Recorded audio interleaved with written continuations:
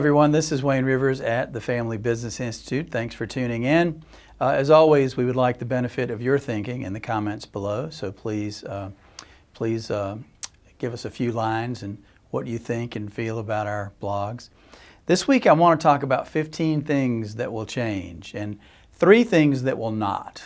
You know, we're living in fairly unusual times, and during this period of unsettledness, we're seeing so many people in the media and I guess even in casual conversation talking about that what in life is going to change and what's going to remain the same. So very quickly we put together a list, 15 things that we're pretty sure are going to change, at least in the short run, and 3 things that most decidedly should not change. Okay, so I'll go through the list really quickly. The first thing is handshakes and the way we greet each other.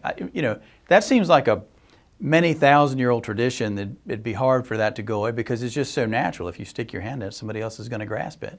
But that may need to change in the future. Who knows? We'll have to keep an eye on that one.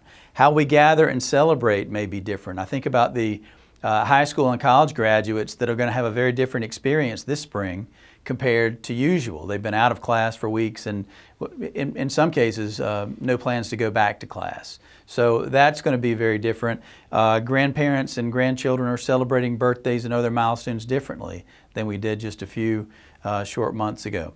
How we communicate both personally and in business. Virtual communication is the rule of the day. This is new to many people, but the learning curve is really quick. And so that may have a long-term effect on how we get together and communicate. Perceptions of remote work. Some companies have frowned on remote work for a long time and discouraged it. And now suddenly, out of necessity, they've had to embrace it. So that's going to affect their attitudes and their requirements associated with being in the office and having to darken the doorway of a brick and mortar building every day. How we view celebrity.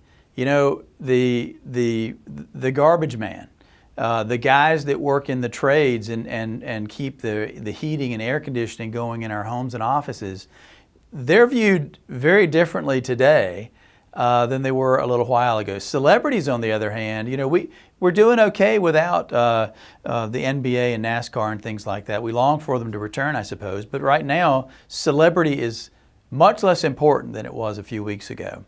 How we view winter is going to be different. Every year you hear about cold and flu season and get your vaccinations and all that.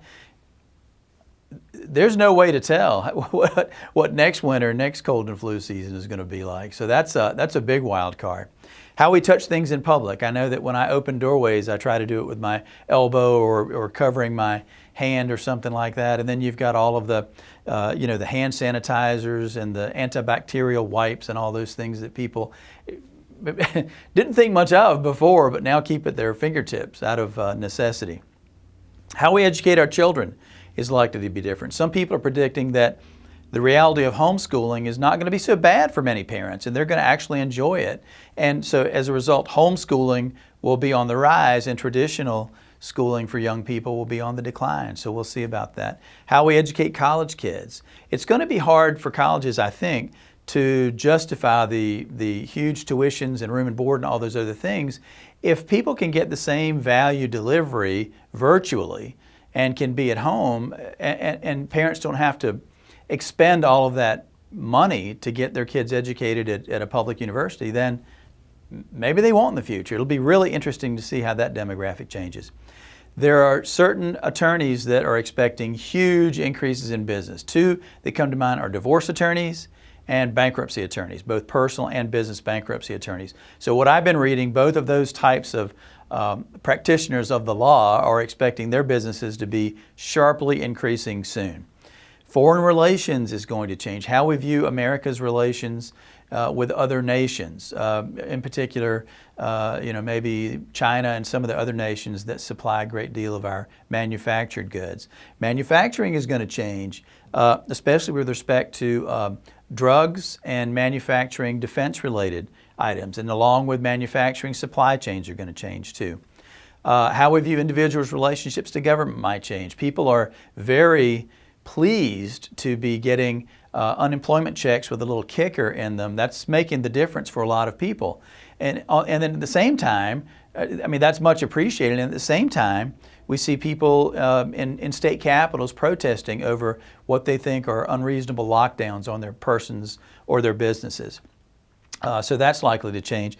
And then finally, how we view the media, experts, computer modeling and predictions of things is likely to change. We're likely to be a little more skeptical going into the future with those things. Now, that's a list, and I bet you can think of 2 or 3 more. Put them in the comments below. Now, what's not going to change? What's not going to change for our family business and construction audience? First, your mission is not going to change. Your mission is almost eternal. Your mission is why you come to work every day. What's your purpose for coming to work? And that's not going to change. In fact, you should dial into that even more now than ever, because there are certain parts of your mission that are vital to you and the people that depend on you. If you find in your mission there's fluff and excess and things that you don't need, by all means cut it. Make your mission really super simple. 1 line is perfect. But your mission is not likely to change. The second thing that's not likely to change, and in fact everybody's depending more on this now than ever, is planning and forecasting. So if you weren't good at forecasting your numbers before, you're building up those muscles right now and you're getting much better at forecasting.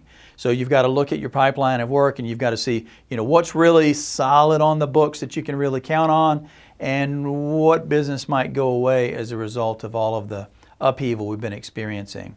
And then the third thing that's not going to change is the need for peers. I know that as soon as the news began to be unusual in the early part of March for us, we immediately reached out to our peer group of peer group providers. Those were the first people that I thought that we needed to be in touch with. What are you seeing? What are you doing? How are your members reacting? And I know that our peer group members are communicating with each other way more than they did before. It used to be a smattering of communication between face-to-face meetings, and now it's pretty much daily communication. I don't get copied on all those emails, but enough to know that the members are really, really, really leaning on each other, depending on each other more than ever before. So that's not likely to change either. So in the comments below, please let us know what you think are things that are likely to change and things that are near and dear to your heart that you think absolutely will not change. This is Wayne Rivers at the Family Business Institute. Thank you.